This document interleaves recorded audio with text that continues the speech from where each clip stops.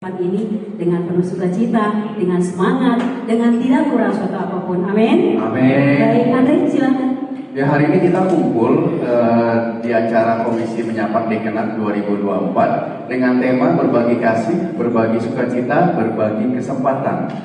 Dengan subtema semangat solidaritas dan subsidiaritas adalah semangat mengasihi sesama sebagaimana Allah telah mengasihi kita. Ini subtema yang diangkat dari kutipan 1 Yohanes 4:11.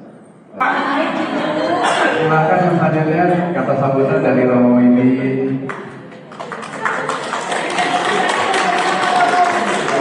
Selamat pagi untuk semua, Bapak Ibu, bersama pengunjung, bersama tim. Selamat datang di Paroki Keramat. Pada kesempatan ini yang sangat berguna dan bermanfaat bagi kita. Selamat mengikuti semua kegiatan bersama dalam rangka kunjungan Dekenat ya. Dan terima kasih semua yang hadir mewakili teman-teman pengurus di 9 Dekenat yang ada. Semoga acara ini juga dapat berguna untuk bagi pertumbuhan hidup iman kita sesuai dengan apa yang menjadi concern dan perhatian dalam kitab suci. Yang kedua, mohon maaf Pastor Paroki tidak bisa hadir karena juga ada acara bersama di Santa Ursula di koleksi bersama Iwan. Jadi saya diminta untuk mewakili beliau. Dan pada kesempatan ini juga baik bahwa kegiatan ini menjadi kegiatan yang berguna untuk juga kami di paroki supaya dapat belajar sharing bagaimana menumbuhkan cinta terhadap kitab suci yang memang menjadi bagian penting dari hidup iman kita. Kemudian yang ketiga, pada kesempatan juga selamat berproses, selamat ikut seluruh rangkaian acara, dan mohon maaf saya tidak bisa ikut semuanya karena nanti ada pelayanan jam 10 di Kapel Gereja Kudus Keramat. Itu saja saya rasa. Terima kasih untuk semuanya. Selamat mengikuti seluruh acara. Terima kasih Romo. Terima kasih Bu Esther. Terima kasih. Kalau Jessica, Tuhan sedang menyiapkan jodoh untukmu.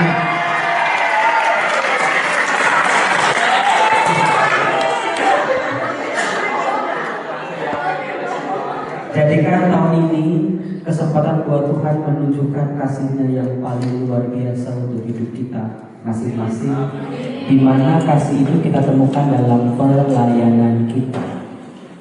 Satu hal ketika saya ditunjuk menjadi ketua komisi kitab suci adalah yang saya berpikir bagaimana pelayanan pewartaan kitab suci harus menarik, dan itu tugas yang tidak mudah karena kita tahu umat kita sudah ratusan tahun terlena dengan khotbah-khotbah yang tidak biblis, dengan tidak punya kebiasaan membaca firman Tuhan. Kalau orang bawa kitab suci ke gereja, lu Kristen lu, misalnya kayak gitu. Kalau ada umat kita yang hafal kitab suci, pasti, sebelum jadi Katolik pasti Kristen duluan. Seolah-olah itu semua hal yang biasa buat kita. Dan itu ternyata berdampak pada pelayanan seksi-seksi kitab suci sampai komisi kitab suci ke tingkat keuskupan. Pelayanan yang ala kadarnya, pelayanan yang tidak pernah dipersiapkan dengan baik, pelayanan yang tidak dilakukan secara profesional. Percayalah saudara-saudara, pelayanan yang setengah-setengah tidak akan menarik, tidak akan membuahkan hasil. Saya, Romo Yosef, saya itu kebetulan anak tukang kue ya. Saya itu sejak saya berpikir waktu itu kita pertemuan terakhir di Pluit ya, Cilanda, oke. Itu saya udah langsung mikir, orangnya banyak nih. Saya langsung berpikir gimana jangan sampai orang yang datang dari jauh-jauh datang ke sini lapar. Jangan sampai orang jauh ke sini makanannya kurang misalnya. Meskipun saya sadar pasti Paroki Keramat sudah menyediakan yang terbaik, tetapi kalau bisa saya kasih lagi sesuatu yang ekstra, pasti itu menyenangkan hati banyak orang. Itu cara saya melayani. Betul-betul saya harus memberikan yang terbaik dari apa yang saya bisa, dari apa yang saya mampu. Saya udah berpikir, Anda tahu kalau orang beli vouchernya Starbucks itu kan lama sebetulnya ya, ngantri harus satu-satu. Saya bilang, Mbak, hari ini saya ulang tahun, Mbak.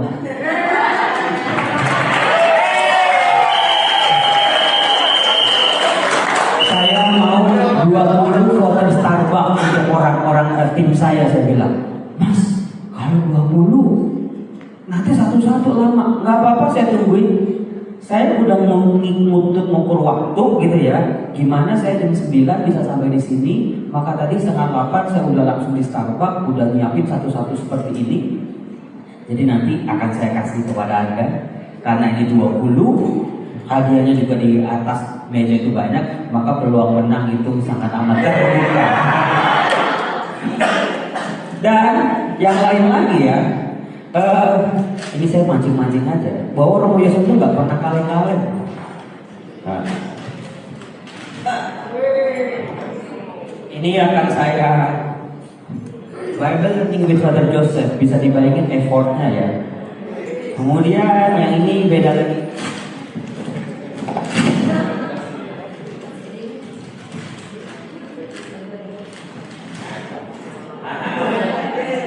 Ini sama seperti yang saya pakai, cuman beda warna gitu. Oke. Give the best in your service. Saya sadar kemampuan saya nggak kayak orang-orang yang hebat-hebat gitu. Kemampuan saya mungkin standar. Tapi kalau effort saya, usaha saya seperti orang-orang standar, saya nggak bakal bisa berbuah dalam pelayanan. Maka saya sadar standar saya di mana, saya harus berusaha semaksimal mungkin supaya saya bisa lebih berkembang, berbuah syukur-syukur kepada yang lain.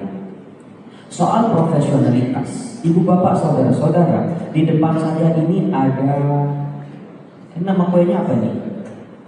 Risol, betul ya?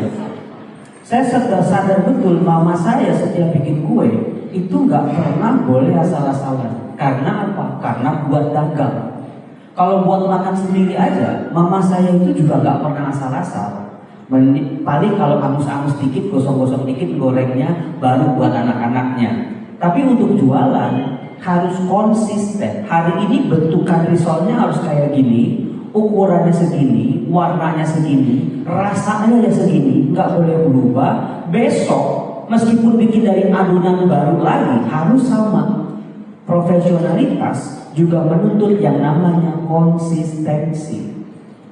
Sayang seribu sayang, pelayanan kita di gereja karena mungkin gak dapat gaji bulanan, angot-angotan, mut-mutan, tergantung siapa rekan kita, tergantung siapa pasal kepalanya. Kalau menyenangkan, kalau bikin happy, wah kenceng. Tapi kalau ketemu orang-orang kayak Budi, mundur di tempat misalnya. Misalnya, Budi, abis Budi itu terlalu pendiam misalnya gitu. Aku nggak suka Budi terlalu pendiam. Bohong banget itu. Harus konsisten, profesional. Termasuk ketika kita diberi tugas-tugas tertentu, fokus pada tugas profesional itu. Nah, bagaimana untuk bisa memberikan pelayanan dalam seksi kerasulan kitab suci secara profesional dan konsisten? Saya berharap ya, mungkin kalau seksi HAK, kalau seksi keluarga, seksi apalagi di kehidupan, seksi OMK panggilan, itu mungkin kalau mereka ya lemes, kalau mereka ya asal-asalan gitu ya, mungkin mereka nggak bakal dikritik. Tapi kalau yang namanya seksi kitab suci, ini sudah langsung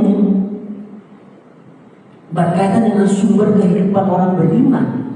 Gimana? Wah, dia seksi kitab suci, tapi julidnya minta ampun. Pasti kitab sucinya ke bawah-bawah.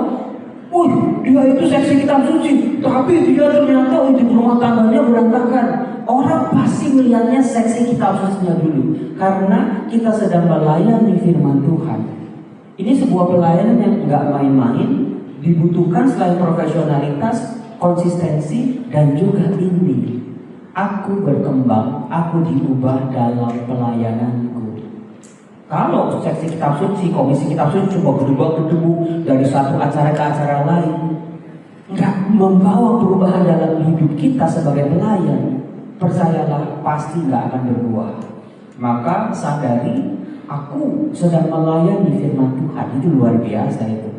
firman Tuhan yang aku layani pasti akan memberikan sedikit banyak kekuatan, perlindungan, perubahan baik dalam hidupku. Nah, pada pagi hari ini saya mau memperkenalkan satu jagoan saya. Kan kalau biasanya kan Adonai Elohim, Barak Elohim misalnya, Bereshit bara Elohim et hasamayim et haaretz misalnya bahasa Ibraninya, atau Ve'afta Adonai Elohim v'kol nefeshka v'tome'elka v'kol nefeshka. Hari ini mainan baru, yaitu ini. Batsarli Ekra Adonai Weishma Qawli. Tolong dihafalin betul-betul. Tolong dihafalin, gak usah sibuk sama foto-foto karena gak profesional nanti. Tadi di awal itu ya, kalau profesional jangan dipotong sama foto. Itu misalnya. Karena tadi udah naik, ambil lagi, susah naikinnya. Coba hafalin dalam hatimu, baca Batsar li Ekra Adonai. Itu dulu kalimat pertama. 1, 2, 3. Batsar li Ekra Adonai Weishma Qawli. Coba ulangi terus dalam hatimu sampai hafal. Dalam hati, Batsar li Ekra Adonai Weishma Qawli. Batsar li Ekra Adonai Weishma Qawli. Terus begitu. Itu salah satu cara orang-orang Yahudi itu menghidupi kitab suci mereka. Kalau saudara-saudara kita yang muslim itu ada namanya penghafal Al-Quran. Mereka menghafal, gak peduli ngerti atau enggak itu belakangan, tapi hafal dulu. Ayat yang dihafal lama-lama masuk bekerja dalam alam bawah sadar kita. Betul-betul. Batsali Ekra Adonai Weishma Qawli. Batsar itu kalau B depannya itu dalam, in namanya. Batsar, dalam kesesakanku aku berseru kepada Tuhan. Ekra, kara, memanggil, berseru. Adonai itu Tuhan. Batsar li Ekra Adonai, dalam kesesakan aku berseru kepada Tuhan. Weishma Qawli, dan ia mendengarkan suaraku. Ini tolong, kalau Anda nanti lagi capek dalam pelayanan, Anda dimarahin sama pastor paroki, Anda udah begitu dimarahin sama rekan di seksi kitab suci, Anda debat, Anda wah dimacam-macamnya sama seksi-seksi yang lain. Romo, saya itu cuma mau melayani, tapi kok susah banget ya melayani di gereja ya. Kayaknya tuh orang mau hidup baik itu susah banget. Karena berhadapan dengan kelemahan kita dan juga kelemahan orang lain. Kalau kelemahan saya masih udah kenal Romo dari orang juga udah tahu. Saya tuh bawel, saya tuh egois, saya tuh sombong, Romo suka pamer. Tapi kan lain kata dengan kelemahan-kelemahan orang lain. Yang kamu nggak kenal-kenal banget, nyebelin. Maka kalau Anda dalam situasi terpuruk seperti itu, serukan ini Mazmur bab 18 ayat 7. Batsarli Ekra Adonai Weishma Qawli. Hafalin betul-betul, jadi kekuatan dalam pelayanan kita sepanjang tahun ini. Besar dalam kesesakanku. Wah, itu aja kata pertamanya, sesak itu udah sangat menjemput kita. Kadang-kadang hidup rumah tangga kita juga lagi gak baik-baik aja. Kadang-kadang ekonomi kita juga gak baik-baik aja.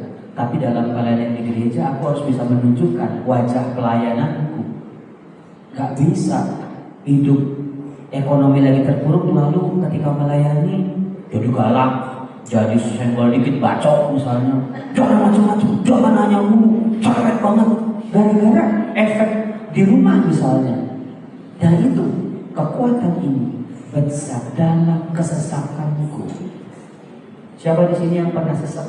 Bukan sesak karena bengek ya, karena WC itu beda.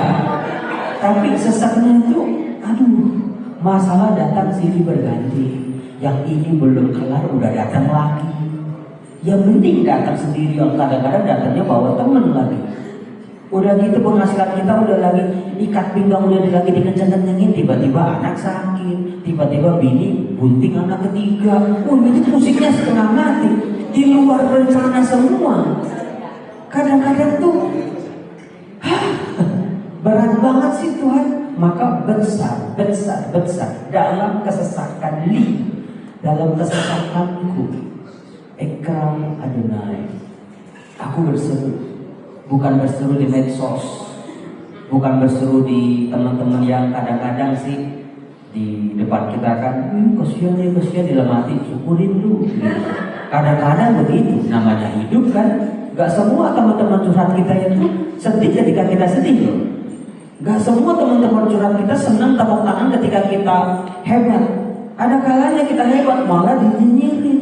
Karena apa? Gara-gara mereka gak bisa sehebat kita. Itu manusiawi lah. Maka dalam kesesakan aku berseru kepadamu Tuhan. Yishma dari kata Shama itu artinya mendengar. Dan Tuhan mendengarkan. Call itu suara, li itu suaraku. Bukan mendengar penderitaanku, bukan mendengar problemku, tapi suaraku.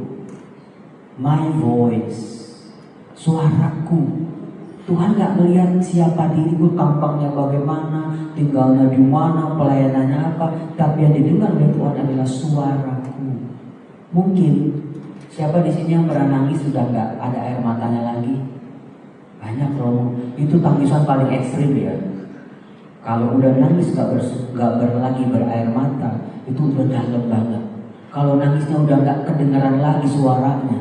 Kan kalau anak kecil kan bocor misalnya, itu nangis pasti bersuara, itu cuma minta perhatian sebetulnya. Tapi kalau udah nangis gak bersuara, Tuhan yang dengar. Pernah gak kayak gitu? Sering Romo tadi malam aja begitu. Cek bantal-bantal kalian. Kalau pagi-pagi basah apa enggak? Bukan basah sama iler. Oh, basahnya iler. Tapi basahnya sama air mata. Nah, saya berharap teks ini menjadi kekuatan buat kita. Tadi mana itu ya? Klik. Diklik.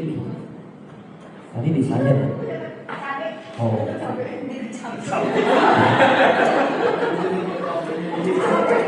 Ini dia. Dalam kesesakan aku berseru kepada Tuhan dan Ia mendengarkan suaraku.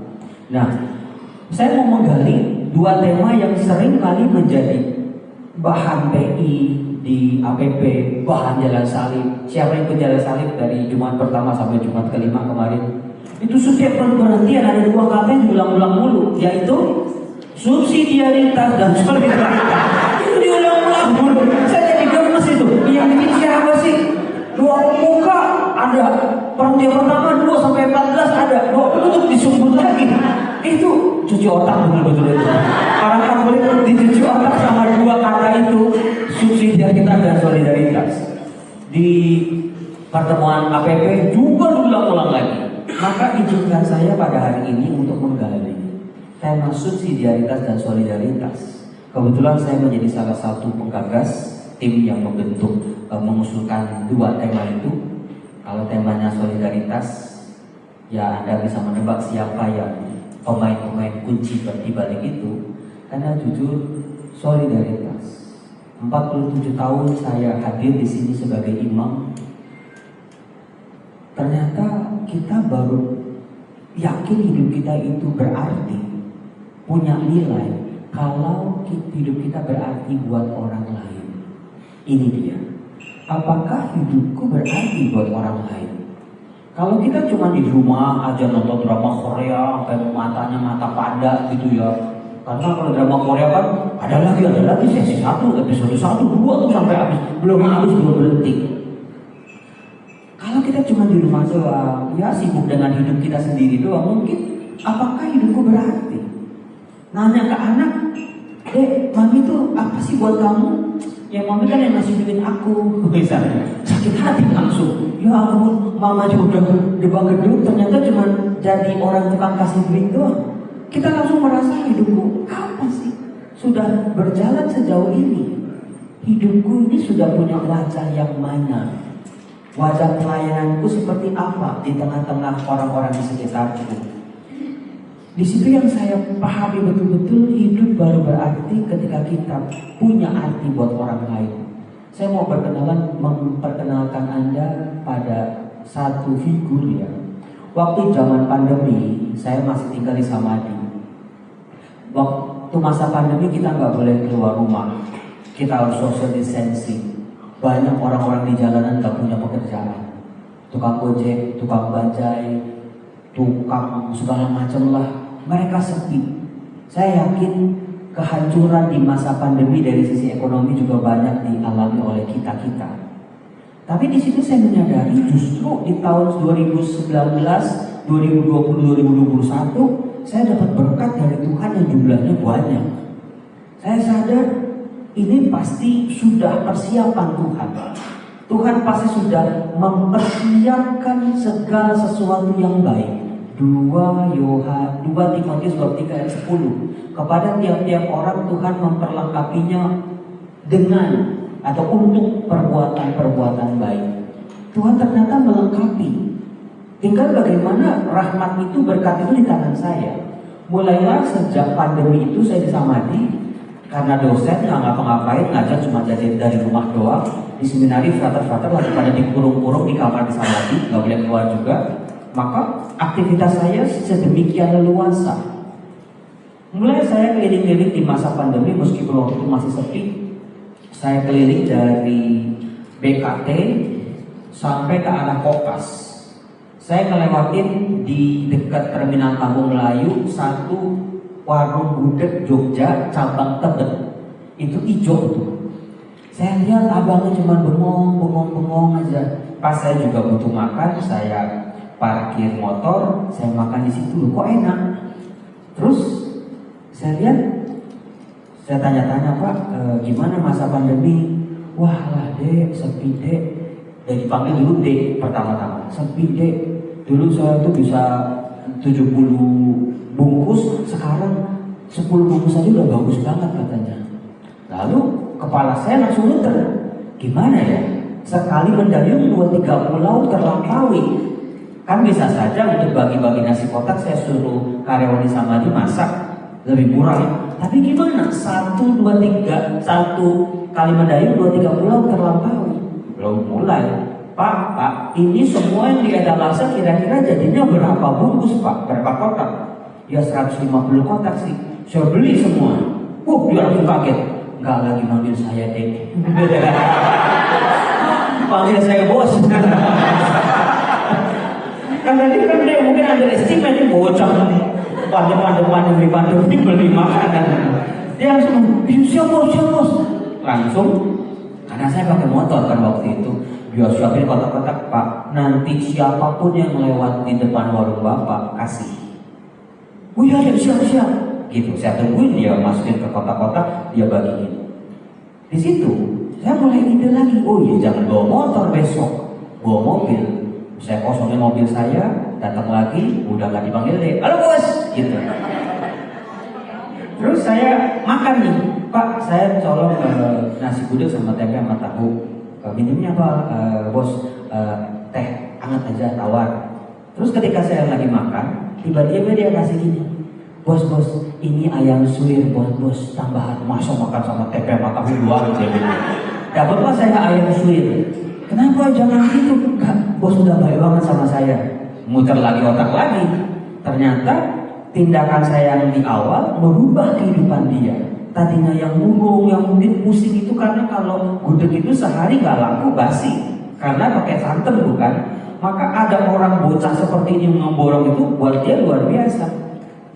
Langsung saya bilang, Pak, tolong bungkusin sekian, nggak banyak-banyak karena saya mau keliling. Saya masukin ke mobil saya. Udah di situ saya mulai keliling-keliling dari Romangun sampai Tegugas. Terus sampai Klender, itu saya keliling-keliling aja tiap hari. Dan Anda bisa bayangin dia kalau saya datang itu udah kayak apa. Waktu itu saya pernah sibuk 3 minggu nggak datang. Saya datang lagi, bos udah lama bos, kemana aja gitu. Nah waktu itu saya ingat sekali, saya makan sambil nungguin dia bungkusin nasi kotak. Ada tukang sampah, pemulung sampah lewat di depan warungnya dia. Langsung saya letakkan sendok garpu, saya ke depan, Pak, udah makan belum? Belum. Yuk makan sama saya yuk. Apa yang dikatakan oleh si bapak tadi, tukang sampah tadi? Jangan Pak, saya bau. Kata-kata ini merubah saya sebetulnya. Jangan Pak, saya bau. Kalau dia mau egois, ayo mas, dia makan, dia lapar kok. Tapi orang nggak punya, orang sedang dalam kebutuhan aja, dia masih mikirin orang lain. Buat saya itu sesuatu. Perkataan dia jangan om saya bau, itu wah, itu mungkin yang saya nggak pernah punya selama ini. Mikirin orang lain dibanding mikirin diri sendiri. Kemudian ya udah Pak, Bapak jangan kemana-mana, tunggu sini ya. Lalu beberapa bungkusan sudah langsung saya bawa ke dia, lalu dia pergi. Itu pertemuan saya dengan pribadi-pribadi yang luar biasa di jalan-jalan selama masa pandemi. Kemudian saya keliling-keliling pakai nasi kotak, kadang-kadang pagi sore, kadang-kadang itu tukang gudeg, kadang-kadang pokoknya siapa aja yang saya lihat jualan sepi, saya borong-borongin. Nah, pada suatu ketika bawaan saya pagi sore, dari kotaknya aja udah beda, udah kecium baunya itu pagi sore. Beda sama gudeg, beda sama ayam geprek, itu beda. Kalau pagi sore tahu ya kotaknya ya, itu kecium. Ketika saya udah borong pagi sore, saya keliling, ada satu pemulung, dia kakinya buntung, dia pakai tongkat. Waktu saya lagi bagi-bagi diserbu sama orang, dia liatin. Persis seperti orang lumpuh yang 38 tahun tuh mau masuk ke kolam Bethesda itu, dia mau, tapi mobil saya udah diserbu waktu itu. Lalu saya lihat dia dari jauh, saya sisain 2, saya bawa taruh ke kolong, mengatakan, ayo. Itu sebuah tindakan nekat saya, karena di zaman pandemi kan orang harus social distancing. Kalau diserbu begitu kan ngeri juga.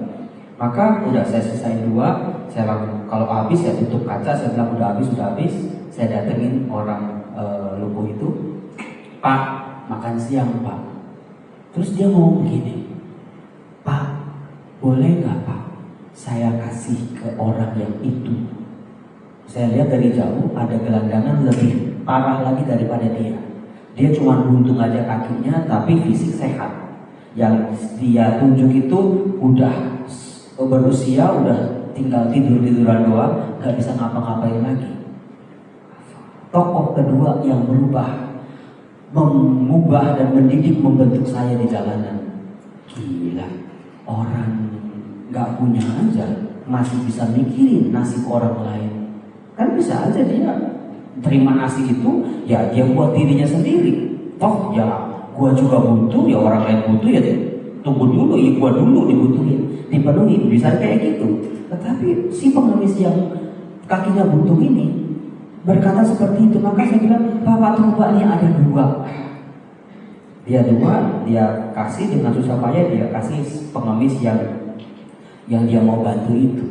Itu figur kedua yang berubah saya, jujur pribadi yang iya ya, kalau orang-orang lemah, miskin, tersingkir, marginal ini bisa kayak gitu, apalagi kita malu dengan kelebihan kita, dengan kesempurnaan badan kita, dengan rezeki kita, dengan waktu yang kita punya. Kenapa kita nggak bisa?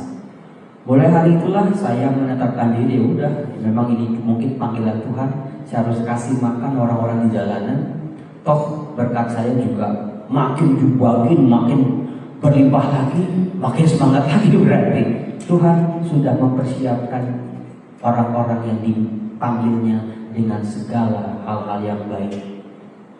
Maka dari itu, saudara-saudaraku terkasih, jangan pernah remehkan, jangan pernah anggap sepele, jangan anggap sepi orang-orang yang sangat amat menderita di sekitar kita, di paroki kita. Orang-orang akan melihat dia itu, mereka itu bukan siapa-siapa. Maka seksi kerasulan kitab suci harus menjadi pentolan-pentolan di paroki. Orang-orang yang betul-betul selalu menyuarakan solidaritas dan subsidiaritas. Orang-orang yang memang kasihnya itu nyata betul-betul, bukan cuma omongan, bukan cuma rencana-rencana ide-ide, tapi disuruh kerja nol besar. Seksi kitab suci harus jadi pentolan.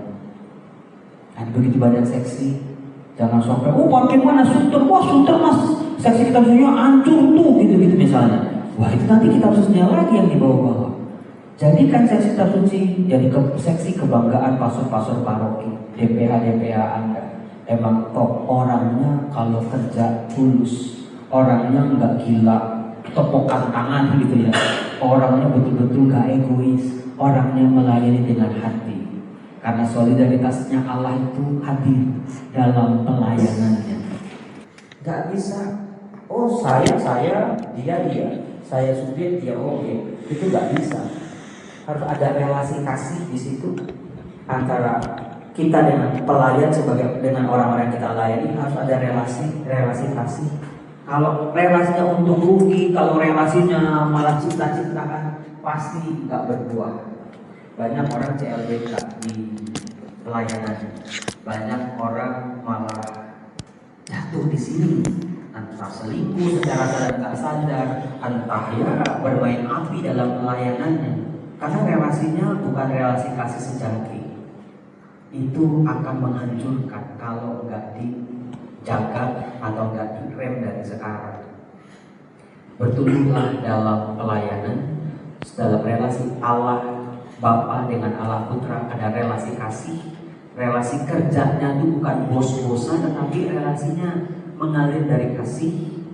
Lalu ini, sebab Bapa mengasihi anak dan ia menunjukkan kepadanya segala sesuatu yang dikerjakannya sendiri. Bahkan dia akan menunjukkan kepadanya pekerjaan yang lebih besar lagi. Artinya, dari relasi kasih itu, Bapa mengerjakannya dulu, baru mempercayakannya kepada anak. Itu bukan relasi bos dengan bawahan. Karena Yesus melihat Bapa mengerjakan, jadi bukan orang yang pribadi yang nyuruh-nyuruh doang, yang memutus, tapi mengerjakan, bekerja juga. Itulah yang dipelajari oleh anak, oleh putra. Maka kalau saya mau minta tim saya untuk melayani secara profesional, saya dulu harus profesional dulu, memberi contoh dulu. Itu solidaritas dalam subsidiaritas. Memberi teladan dalam kepemimpinan itu utama, itu berat, itu kadang-kadang kita berdarah-darah di situ. Maka juga Pak, saudara-saudara terkasih, yang saya harapkan, yang saya mungkin bisa olah dalam sesi ini, bagaimana nanti ada di dekenat-dekenat dalam pelayanan kita semakin profesional, konsisten dalam kasih, betul-betul dijiwai oleh kitab suci. Itu dari saya. Oke, nah karena ini rekoleksi, nggak perlu ada pertanyaan, saya akan membagikan hadiah-hadiah ini.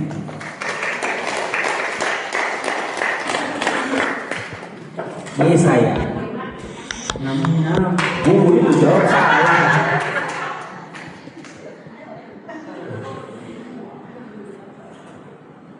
Dua kitab yang ada di Perjanjian Lama, ada di Dewi Darmanika. Dua kitab ada di Perjanjian Lama, ada di Esther. Oke.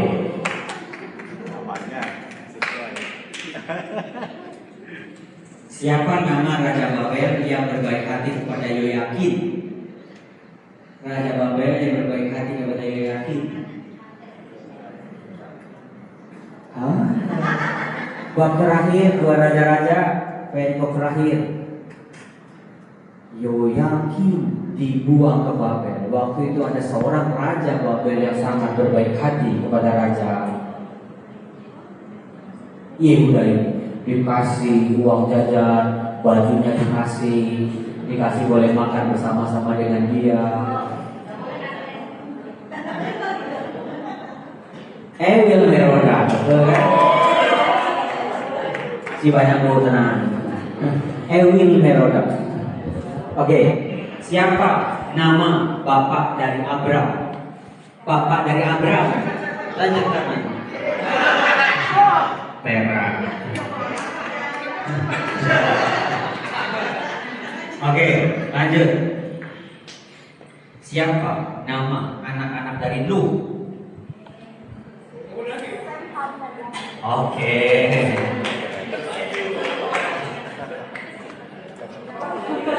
Oke, siapa nama mertua dari Yakub? Mertua Yakub.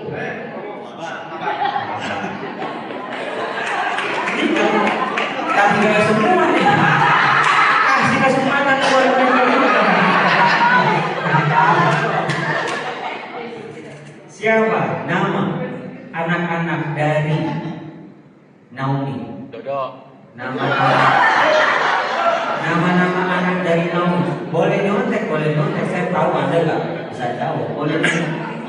Mahlon, oke lah. Mahlon itu anak Naomi itu. Mahlon dan Kilion. Masih ada berapa nih? Ya, 6 masih ada. Oke. Di situ ada 5 juta rupiah. Pulang berebutan ya. 5 juta isi sendiri. Oke, lanjut. Yang sebelah sini nih, Jah. Sama dulu ya, silakan Des. Baik, ngomong yuk siap-siap mau. Tapi kita ngomong dulu kok. Ibu Bapak, saya dapat buku dari LBI. Ini buku bagus buat orang muda. Kitab suci, tetapi lebih ke penjelasan buat orang muda. Ada aplikasinya. Jadi orang muda ketika baca misalnya Lukas bab 15, terus dia harus larinya kemana, apa yang harus dia renungkan, itu ada aplikasinya di handphone. Ini bagus. Ini jadi bestseller di luar negeri, diterjemahkan di Indonesia oleh Pak Horten dan teman-teman. Saya sedang nanya ke Pak Horten dan Bu Helen dari LBI gimana cara dapetinnya. Saya dikirim ini supaya saya promoin, tapi lupa dulu. Mumpung ada di sini, kali aja bisa saya beli buat Anda juga.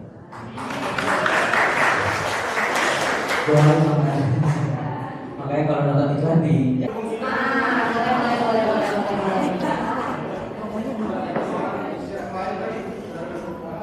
Oke, yang teman-teman kita di samping. Tidak, kalau sudah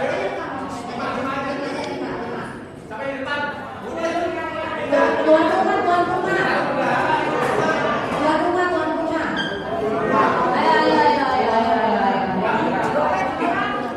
Ayo.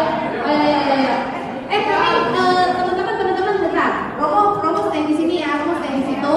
Teman-teman geser dikit ke kiri kanan dulu. Dua.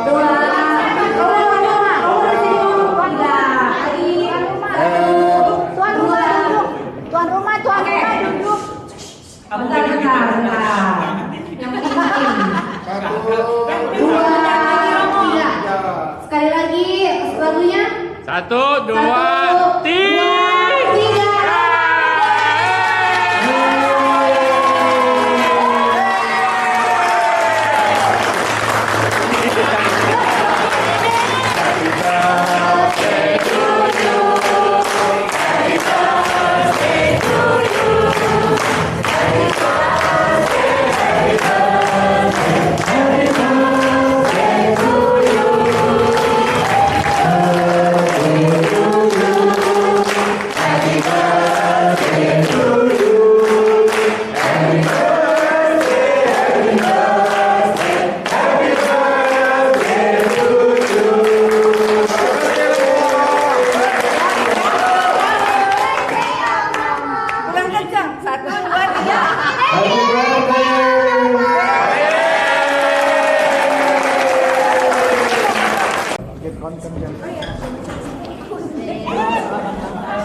Selamat.